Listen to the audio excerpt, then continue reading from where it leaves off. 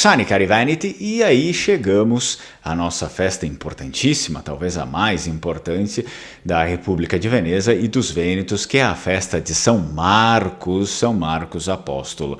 Essa aqui é uma festa tradicional que acontece todos os anos, onde todos os vênetos e pessoas de fora do Vêneto que ainda se sentem parte da República de Veneza, por exemplo, muitos croatas, muitos eslovenos e assim por diante, participam dessa festa, vão para a capital Veneza e participam dessa festa.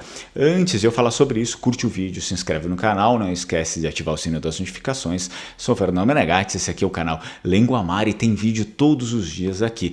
Te lembro, a gente está na Black Friday, então tem o curso de Língua Vêneta. Eu estou fazendo uma promoção para quem tem interesse de começar, mas não tinha, enfim, condições de pagar o curso. Eu estou fazendo uma promoção aí, então fala comigo pelo número, tem um número aqui embaixo na tela e como eu falei, eu já disse aí para vocês, talvez ano que vem eu não consiga ofertar o curso, é melhor que você já pelo menos reserve a sua vaga, enfim, né, já deixe as coisas acertadas aí. Tem bandeira do Vêneto que eu vendo também, novamente, você tá vendo o número aí, entra em contato comigo, fala diretamente comigo que a gente agiliza aí, e é a bandeira tradicional da Sereníssima República de Veneza, que é aquela que todos os vênetos usam, né? Os vênetos não reconhecem aquela bandeira feia que o governo da região usa, e nem o governo gosta, na verdade. As pessoas todas sempre colocam nas suas casas a bandeira tradicional da República de Veneza, né?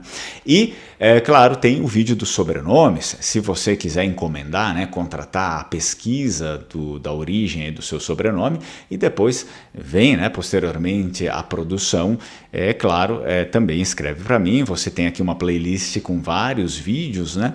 Como funciona isso, vai lá e assiste como funciona e fala comigo. Vamos lá, vamos começar com a festa de São Marcos, importantíssima festa que celebra então o patrono da Sereníssima República de Veneza, é a solenidade patronal, portanto, da República de Veneza, que os vênetos celebram sempre no dia 25 de abril em memória ao São Marcos Evangelista. Durante a República de Veneza, durante o período, uma procissão era organizada sempre na Praça São Marcos e as autoridades mais influentes do período, tanto civis como religiosas da República, participavam nessa manifestação importantíssima do período, né?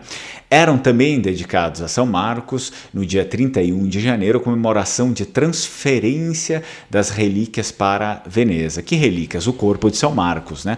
Os vênetos foram lá em Alexandria, capturaram o corpo e trouxeram, né, para livrar o corpo da profanação dos muçulmanos e trouxeram para Veneza. Está enterrado até hoje lá na Basílica São Marcos.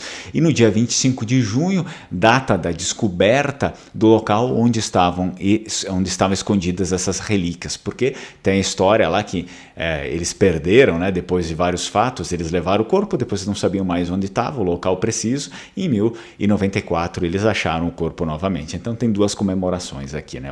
A comemoração da transferência do corpo para o Vêneto e também a redescoberta do corpo. Hoje, as celebrações religiosas mais importantes são a missa solene, que acontece às 10h30 da manhã na Basílica de São Marcos, e às vésperas também, várias outras missas acontecem, celebradas na mesma catedral, é óbvio, ao final da tarde. As outras são sempre celebradas no final da tarde, né? Ambas as funções aqui são presidiadas pelo Patriarca de Veneza. Então, é óbvio que o Patriarca de Veneza ele tem uma importância muito grande, é por isso que ele acaba celebrando essas missas aqui nesse dia. A tradição secular, e na véspera, né? A tradição secular de Veneza determina que no dia 25 de abril, dia dedicado a São Marcos, um botão de rosa vermelha seja oferecido às namoradas e esposas em sinal de verdadeiro amor. Vamos lá, como é que funciona isso? As pessoas às vezes veem aquilo e não entendem, né? O costume surge aí da lenda de Maria, filha do doge Angelo Partecipazio, que se apaixonou, a filha dele se apaixonou por um jovem chamado Tancredi. O que acontece é que o sentimento dos dois jovens foi contestado de maneira rígida pelo doge, né, pelo pai da Maria, pelo Angelo, que não teria permitido esse casamento. E aí a Maria pediu ao Tancredi que fosse lutar contra os árabes na Espanha com o exército de Carlos Magno para ganhar fama, né? Assim, o seu pai não poderia negar, enfim, é um soldado importante que lutou contra os árabes, que foi ali, né? Ganhou a medalha, enfim, não sei o que eles ganhavam, a honraria do Carlos Magno, medalha hoje em dia, né? Tancredi então partiu e morreu na guerra. E aí, numa triste notícia, chegaram os embaixadores, o amigo principal dele, que lutou junto com ele na guerra, chamado Orlando, ele foi lá para Veneza, né? Os cavaleiros procuraram a Maria para anunciar a morte do amado dela, o Tancredi, atingido pelo inimigo.